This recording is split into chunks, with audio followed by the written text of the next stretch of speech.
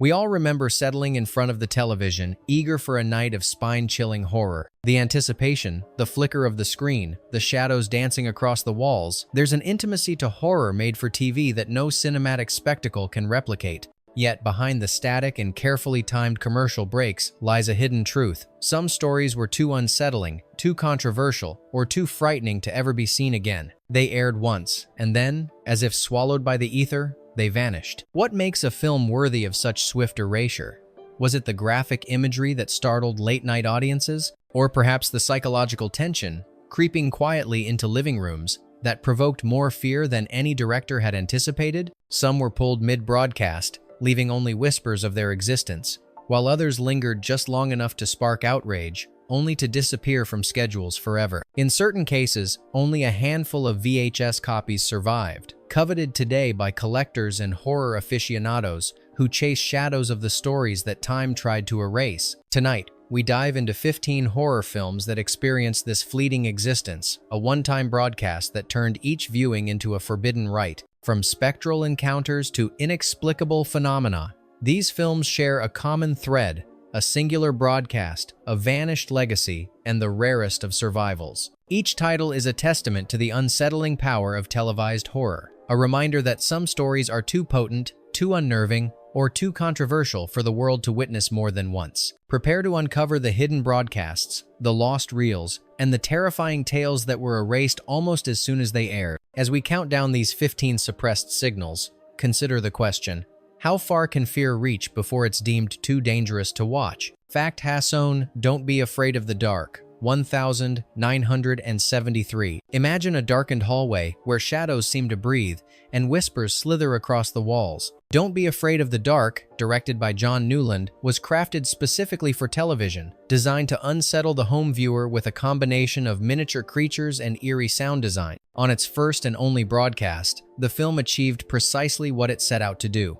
It terrified an audience unaccustomed to such intimate horror. Behind the scenes, the production team employed intricate practical effects that were remarkable for 1973 television standards. Tiny, goblin-like creatures were painstakingly built and animated, creating movements that seemed unnervingly lifelike. Viewers, however, were unprepared for the intensity, and complaints flooded the network, citing nightmares and undue fright for younger audiences. Network executives, perhaps fearing backlash or legal repercussions, promptly pulled the film from future airings. Ironically, while the television audience experienced the horror only once, the film gained a cult reputation decades later. VHS copies circulated among collectors, each tape regarded as a fragile artifact of televised terror. Critics now praise the production for its craftsmanship and subtle psychological tension, yet its fleeting original broadcast adds a mystique no theatrical release could achieve. Did the network overreact,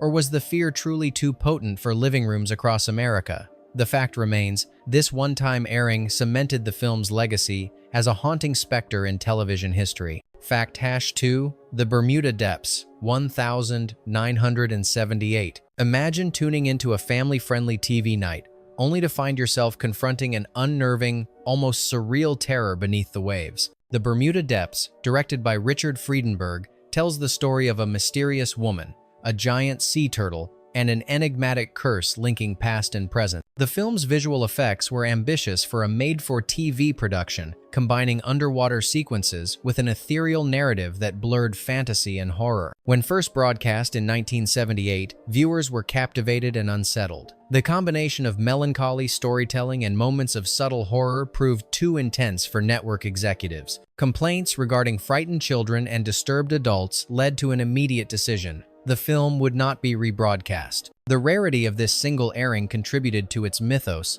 with VHS copies becoming treasured items among fans of obscure horror. Ironically, the network's attempt to suppress discomfort inadvertently cemented the film's legendary status. Today, it is studied not only for its visual ambition, but also as an example of early televised horror that pushed boundaries. Was the fear justified? Or did the executives underestimate the appetite for unconventional storytelling? The Bermuda Depths stands as a singular testament to television's capacity for ephemeral terror. Fact #3, Crowhaven Farm, 1970. Imagine a sleepy New England town, a secluded mansion, and the chilling realization that history can repeat itself in the most sinister ways. Crowhaven Farm, directed by Walter Grauman, explored themes of witchcraft and reincarnation, embedding a creeping dread into the fabric of an otherwise ordinary made-for-TV drama. The tension was subtle yet unrelenting, with shadowed corners, ominous silences, and a sense of inevitable doom permeating each scene. The original broadcast drew immediate attention. While audiences were intrigued, the film's unsettling narrative, combining folklore, supernatural revenge, and psychological horror, led to complaints and discomfort among viewers. Network executives, cautious of backlash and potential controversy, decided against any repeat airing. Only a handful of VHS copies survived, cementing its status as a rare relic of televised horror. Ironically, the very elements that provoked fear, the meticulous tension, the eerie score, the deliberate pacing, have since become celebrated. Crowhaven Farm's ephemeral broadcast created a scarcity that intensified its reputation, making the surviving tapes highly sought after. Could the network have underestimated viewers' tolerance for atmospheric horror, or was prudence the only safe choice? Regardless, its single showing left an indelible mark on the annals of TV horror. Fact-4. Dark Night of the Scarecrow, 1981. Imagine the eerie stillness of a rural town as a scarecrow becomes the harbinger of vengeance. Dark Night of the Scarecrow, directed by Frank DeFelida, combined a slow-burning narrative with haunting visuals, presenting a story of justice from beyond the grave. The film's tension relied not on gore but on psychological dread, proving that terror could emerge from the simplest of symbols. On its first broadcast, the unnerving imagery and somber themes struck viewers with an unexpected intensity. Complaints poured in from parents alarmed by the stark contrast between the seemingly innocent rural setting and the film's unsettling undercurrents. Within days, network executives decided never to air it again. Only a limited number of VHS copies survived, making the film a coveted artifact for horror enthusiasts. Ironically, The Scarecrow's quiet menace has endured far longer than the broadcast itself. Its suppressed airing created a mystique, and modern critics praise the film's ability to evoke suspense without relying on overt spectacle. Did the network's caution protect audiences or inadvertently create a legend? Dark Night of the Scarecrow remains a chilling example of fear fleetingly broadcast and eternally remembered. Fact-5. A Cold Night's Death, 1973. Imagine a research station blanketed by icy isolation, a team unraveling mysterious deaths with no one to help. A Cold Night's Death, directed by Gerald Friedman, fused scientific suspense with horror, creating an atmosphere of claustrophobia and paranoia. The tension escalated slowly, making the ordinary environments and stark white landscapes feel oppressive and threatening. When first aired, viewers reported an unsettling intensity, particularly during the moments of isolation and inexplicable occurrences. Network executives, fearing public outcry over the psychological strain, pulled the film from future broadcasts. Today, the surviving VHS copies are rare, and the story has gained a reputation among collectors as a haunting glimpse into early made-for-TV horror. Ironically, the very qualities that scared audiences, slow-burn suspense, realistic performances, and bleak settings are the same reasons it is now appreciated as a subtle masterpiece. Was the reaction of the network justified, or did they misjudge the sophistication of the audience? A Cold Night's Death stands as a testament to the potency of subtle horror on the small screen. Fact-6. The Night Stalker, 1972. Imagine tuning in for a routine crime drama only to encounter a chilling tale of vampiric murder sweeping through Las Vegas. The Night Stalker, directed by John Llewellyn Moxey, blurred the lines between procedural storytelling and supernatural horror. Its atmospheric cinematography, eerie score, and shadowy sequences were unlike anything the average television viewer had experienced. The premiere broadcast shocked audiences. Letters of complaint from terrified viewers flooded the network. Critics noted the tension and mature horror elements, but network executives feared repetition might incite panic or undue anxiety, leading to a decision against rebroadcast. VHS copies became rare artifacts, fueling a cult following and solidifying the film's status as a televised horror legend. Ironically, the network's suppression only amplified its mystique. Scholars and enthusiasts praise its narrative craft, psychological layering, and effective use of suspense. Was the reaction a necessary safeguard, or did the network underestimate viewers' appetite for sophisticated horror? The Night Stalker exemplifies how fleeting exposure can cement a work as both terrifying and timeless. Fact #7. It's a nightmare. 1974. Imagine an ordinary suburban street where seemingly mundane routines are infiltrated by an unseen terror. It's a Nightmare, a made-for-TV horror directed by Ted Post, explored the fragile line between reality and nightmare. Its narrative twisted everyday events into sequences of escalating dread, crafting fear from the ordinary rather than relying on overt spectacle. When first broadcast, audiences reported intense unease, describing lingering nightmares and discomfort long after the credits rolled. Network executives, wary of negative reactions and potential liability, decided against rebroadcasting. Only a few VHS copies survived, treasured by collectors and horror aficionados as glimpses into fleeting televised terror. Ironically, the very elements that incited fear, the meticulous buildup, psychological tension, and surreal sequences, are now celebrated for their craft. The film's single broadcast inadvertently elevated its status, transforming it from forgotten TV fare into a cult artifact. Was the network prudence justified?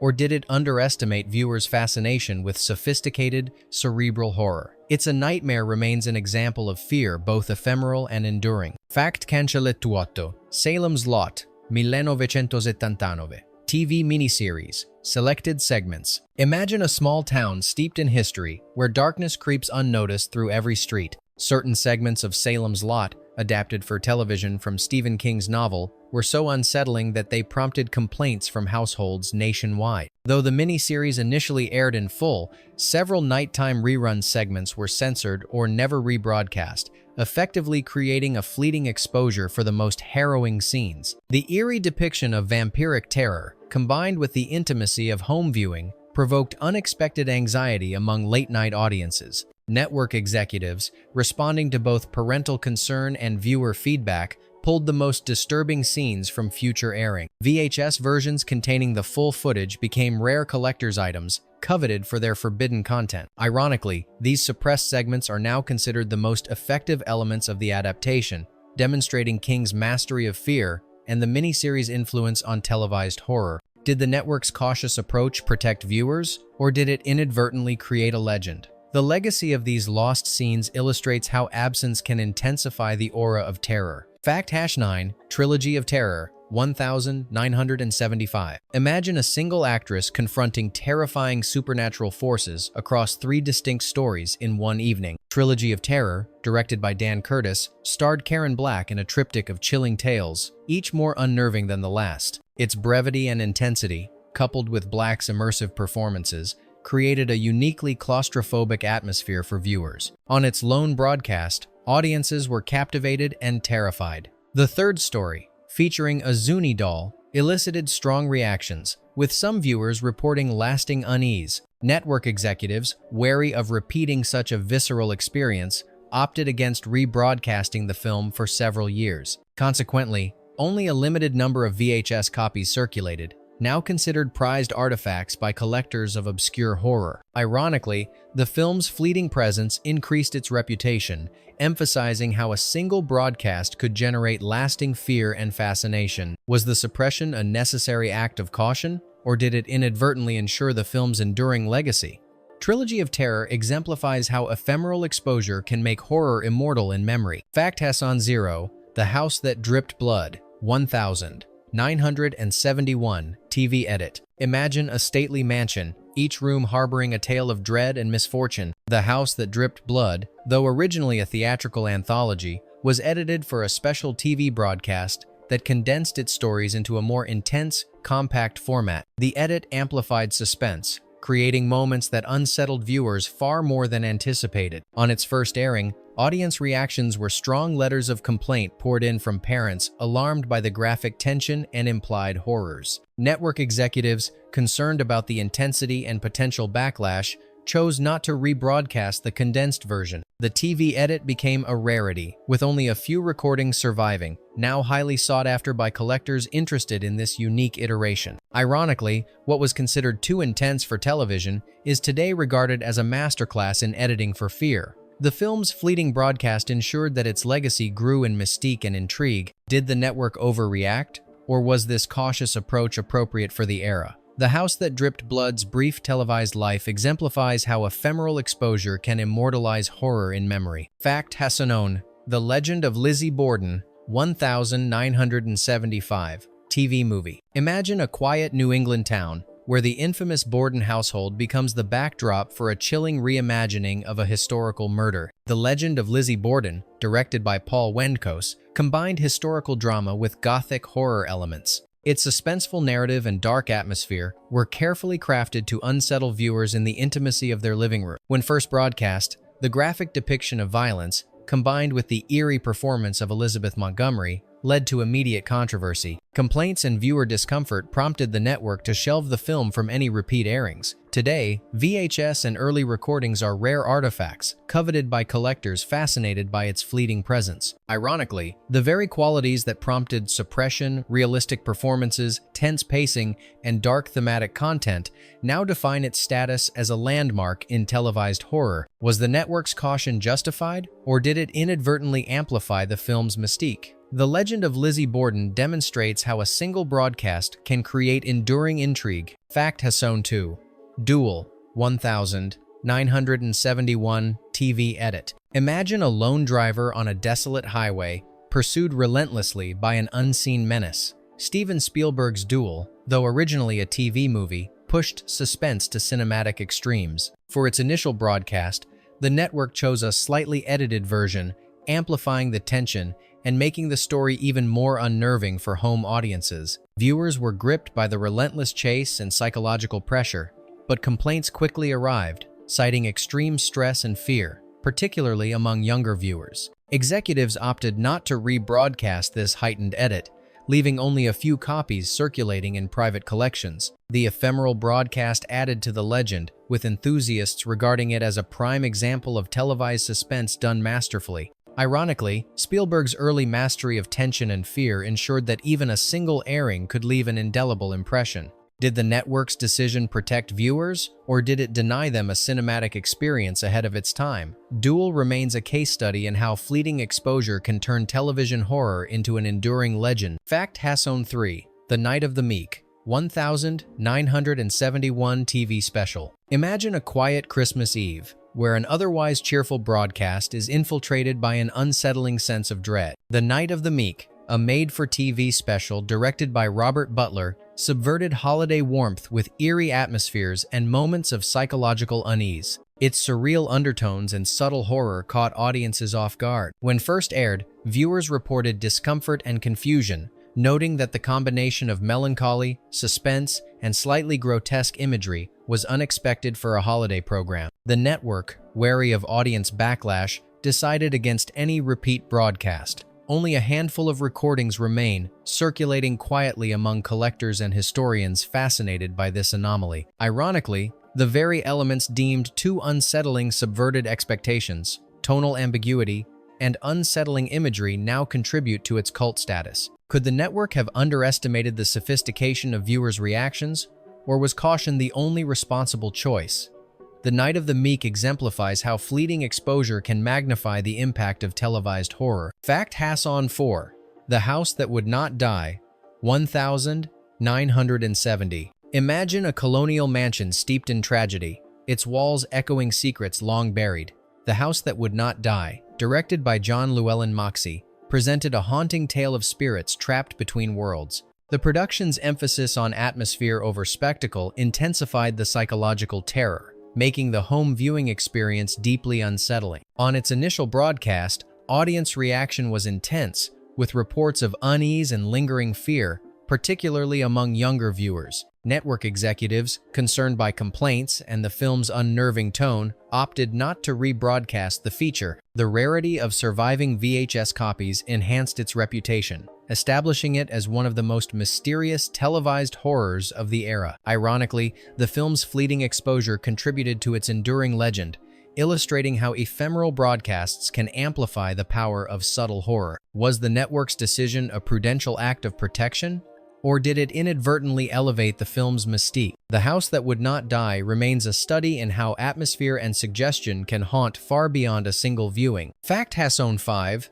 Dead of Night, 1972 TV adaptation. Imagine a stormy night, shadows dancing across the walls, and a narrative that blurs the line between dream and reality. The 1972 TV adaptation of Dead of Night, directed by Dan Curtis, condensed multiple stories of supernatural terror into a single broadcast. Its focus on psychological horror rather than overt shock made the suspense more intimate and unexpectedly unnerving for the television audience. The premiere broadcast provoked strong reactions. Viewers were unsettled by its ambiguous storytelling and creeping dread. Complaints to the network led to a decision to suppress subsequent airings, and only a few recordings survived. These copies are now considered rare treasures, giving modern audiences a glimpse into a once-vanished televised horror experience. Ironically, the network's suppression cemented the film's legacy, proving that even a single fleeting exposure can create enduring fear and fascination. Was the reaction overcautious, or did the broadcast truly exceed acceptable limits for home viewers? Dead of Night illustrates how a one-time airing can immortalize horror. Bonus fact: The Night Strangler, 1973 TV movie. Imagine a darkened city where an unseen killer prowls the streets, targeting victims with chilling precision.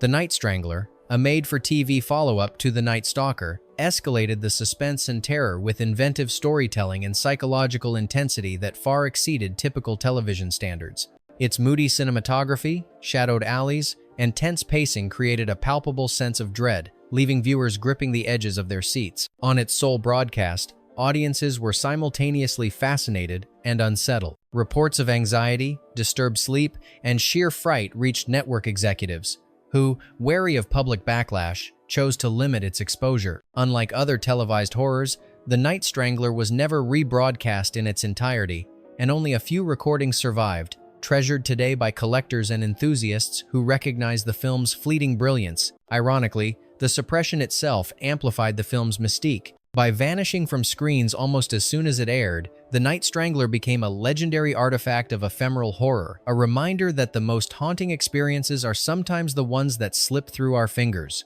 Was the network protecting viewers, or inadvertently creating a legend? Its rare survival stands as a testament to the enduring power of well-crafted suspense and the curious allure of what is lost to time. Which of these vanished broadcasts unsettled you the most? Were these films truly too frightening for television audiences, or did network executives overestimate the fear they would provoke? Perhaps the brief glimpses we were allowed are what make these stories so enduring, turning fleeting exposure into lasting fascination. Share your thoughts. Which of these suppressed signals would you risk watching again if given the chance? The mysteries linger, and the question remains, how far can fear travel before it is deemed too dangerous to witness?